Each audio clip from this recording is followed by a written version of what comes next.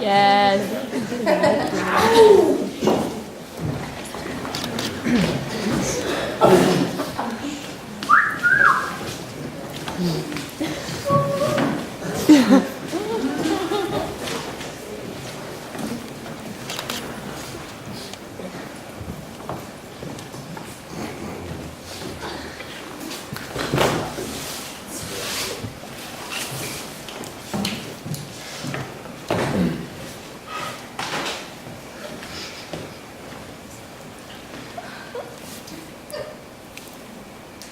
When I was a kid, I used to think that pork chops and karate chops were the same thing.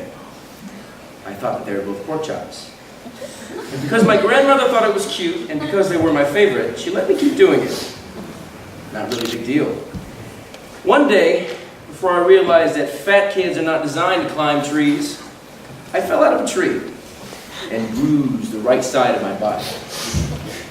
I didn't want to tell my grandmother about it because I was afraid I'd get in trouble for playing somewhere I shouldn't have been. A few days later, the gym teacher noticed the bruise, and I got sent to the principal's office. From there, I was sent to another small room with a really nice lady who asked me all kinds of questions about my life at home. I saw no reason to lie. As far as I was concerned, life was pretty good. I told her whenever I'm sad, my grandmother gives me karate chops. This led to a full-scale investigation. I was removed from the house for 3 days until they finally decided to ask how I got the bruise. News of this silly little story quickly spread throughout the school, and I earned my first nickname, Pork Chop. To this day, I hate pork chops. I'm not the only kid who grew up this way. Surrounded by people who used to say that rhymed about sticks and stones, as if broken bones hurt more than the names we got called, and we got called them all. So we grew up believing that no one would ever fall in love with us, that we've been lonely forever, that we'd never meet someone to make us feel like the sun was something they built for us in their tool shed.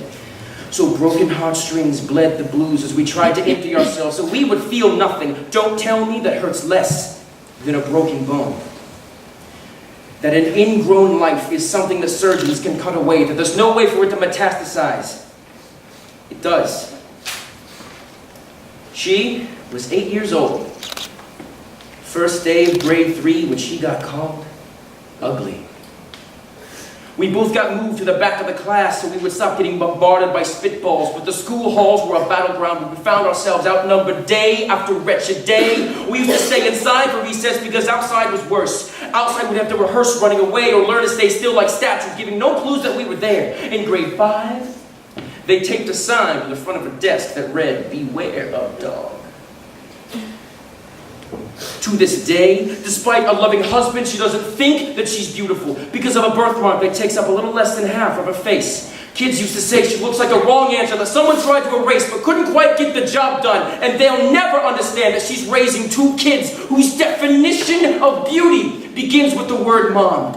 Because they see her heart before they see her skin, that she's only ever always been amazing. He was a broken branch, grafted onto a different family tree.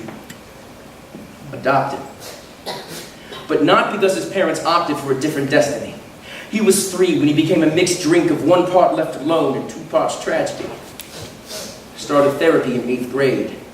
Had a personality made up of tests and pills. Lived like the uphills were mountains and the downhills were cliffs. 4/5 suicidal, a tidal wave of antidepressants, and an adolescence of being called pauper.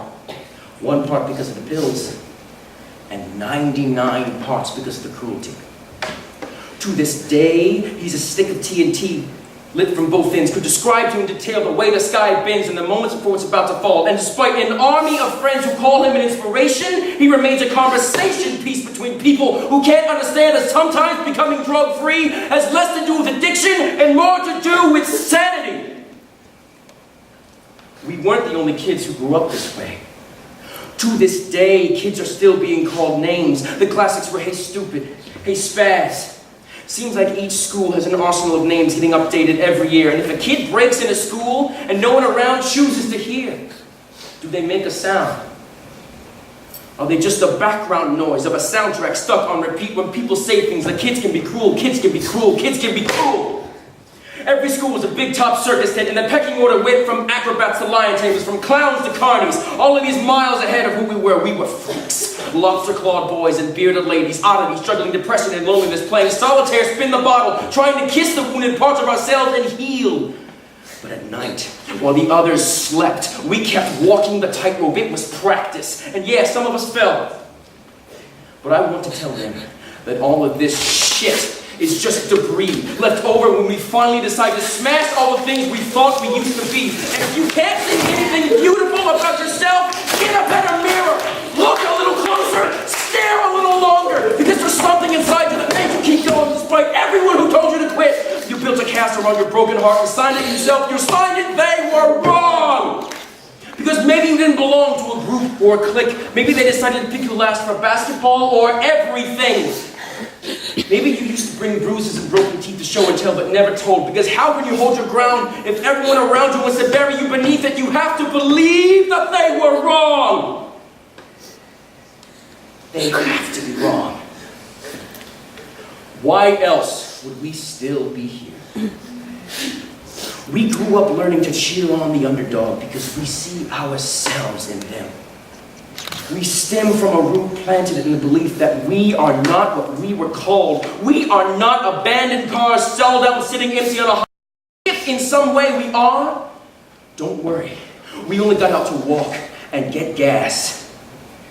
We are graduating members from the class of fuck off, we made it. Not the fading echoes and voices crying out, names will never hurt me. Of course they did. But our lives will only, ever, always continue to be a balancing act that has less to do with pain and more to do with beauty.